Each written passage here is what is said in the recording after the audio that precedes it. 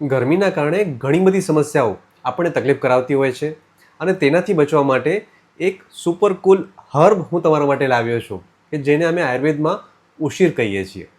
નમસ્કાર, હું છું આપનો વૈદ્ય મિત્ર ડૉક્ટર જીગર ગોર અને આજે આપણે વાત કરશું ઉશીર વિટીવેરાની, જેને ગુજરાતીમાં ખસ પણ કહેવામાં આવે છે.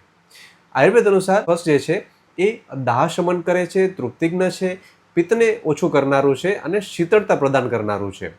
જે લોકોને ગરમીના કારણે આંખોમાં બળતરા થવી, પેશાબમાં જલન થવી, પેશાબ ઓછું આવવું, પેટની ગરમી રહેવી, ખોરાક પચવું નહીં અથવા તો ખોરાક ખાવાની રુચિ ન રહેવી, નોશિએટિંગ ફીલ થવું વગેરે જેવી સમસ્યાઓ રહેતી હોય તો આ ઉશીર નામની વનસ્પતિ ચોક્કસથી ફાયદો કરાવી શકે છે. વળી એને આયુર્વેદમાં તો શ્રમહર અને તૃપ્તિકર કહેલું છે. એટલે કે ગરમીના કારણે જે લોકોને થકાન બહુ મહેસૂસ થતી હોય, ઘણું બધું પાણી પીવાના કારણે પણ સંતોષ ના મળતો હોય તો આ વનસ્પતિવાળું પાણી પીવાથી આપણે તૃપ્તિનો અહેસાસ પણ થાય છે, આપણે ફેવરિશ જે ફીલ થતો હશે એ પણ ઓછું થાય છે અને સંતોષની લાગણી પણ મળતી હોય છે. તો આને આપણે ઉપયોગ કેવી રીતે કરી શકાય?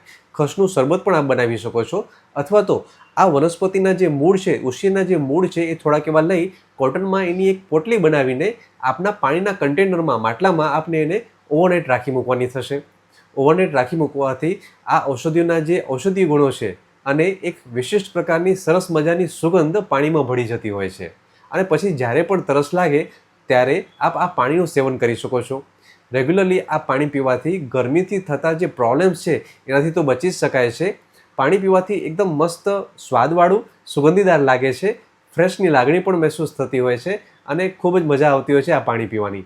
જે લોકોને પાણી પીવાનું ગમતું નથી હોતું ઉનાળામાં, એ આ વારે ઘડી પાણી પીવાનું મન પણ એમને થશે. વળી આ ઉશીર વનસ્પતિ જે છે એને સ્તન્યજનન પણ કહેવામાં આવેલી છે. ડિલિવરી પછી જે બહેનોને ગરમીના કારણે જો ફીડિંગ ઓછું આવતું હોય તો આ વનસ્પતિના ઉપયોગથી ફીડિંગ પણ આપણે વધારી શકતા હોઈએ છીએ. એનો ઉપયોગ કેવી રીતે કરવો એ આપ આપણા નજીકના કન્સલ્ટન્ટ ડૉક્ટરની સલાહ લઈ અને આગળ વધી શકો છો. આ ખસ મોસ્ટલી આયુર્વેદીય સ્ટોરમાં મળી જતા હોય છે. જો આપણે નથી મળતા તો ખસનું શરબત અથવા તો આ વનસ્પતિના મૂળ અમે તમને કુરિયર પણ કરી શકીએ છીએ, અથવા તો આપ અમારા હોસ્પિટલથી પણ કલેક્ટ કરી શકો છો. આયુર્વેદીય વનસ્પતિઓ આપણા જીવનશૈલીનો એક ભાગ હોવો જ જોઈએ અને ઉનાળામાં ઉશીર જેવી વનસ્પતિઓનો ઉપયોગ કરવાથી આપણે ઘણી બધી એવી પ્રોબ્લેમથી બચી શકતા હોઈએ છીએ. અને એટલે જ આપ આયુર્વેદ અપનાવો, પોતાના માટે, આપના પરિવાર માટે, કારણ કે આયુર્વેદ છે આપણા બધા માટે. નમસ્કાર.